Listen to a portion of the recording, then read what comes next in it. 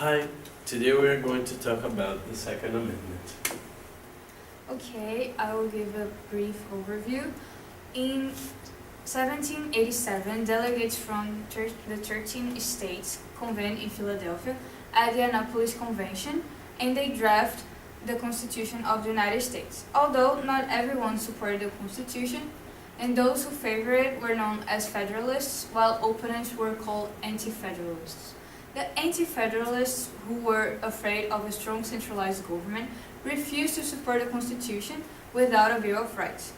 Therefore, to break the obstacle for the ratification of the Constitution, the Federalists created 80 essays in support of the Constitution, and they were called the Federalist Papers. The arguments contained in the essays, as well as the promise of an addition of a Bill of Rights once the Constitution was ratified, made a big difference in gaining approval of the document. After the Constitution was ratified, elections were held. George Washington was elected as the first president, and John Adams as the vice president.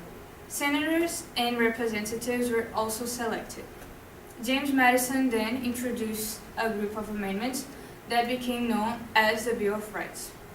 The Bill of Rights is composed of 10 amendments and establishes principles that guarantees the most fundamental rights in very general terms.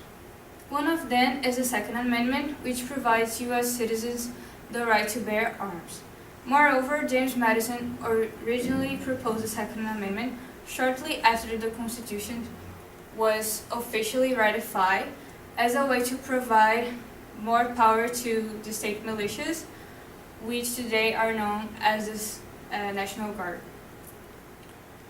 Okay, so now I'm going to talk about how the Second Amendment affects society today. One thing that has to do with the Second Amendment, and is a recurrent problem in the United States, is school shootings. In the year of 1999, Columbine High School witnessed one of the most famous school shootings ever. Eric and Dylan killed 13 students and one teacher and injured other 21 people. After exchanging shots with the police, both of them committed suicide. More incidents like this happened 307 times only in 2018, and it generated a strong reaction from the population. As main victims of the shootings, the students started to organize a protest. The movement grew between students and gained great support from media vehicles. This movement was called March for Our Lives, and it took place all over the country. The protest happened in March 2018 and had speeches from students against gun violence. The movement asked mainly for gun control, going against the Second Amendment.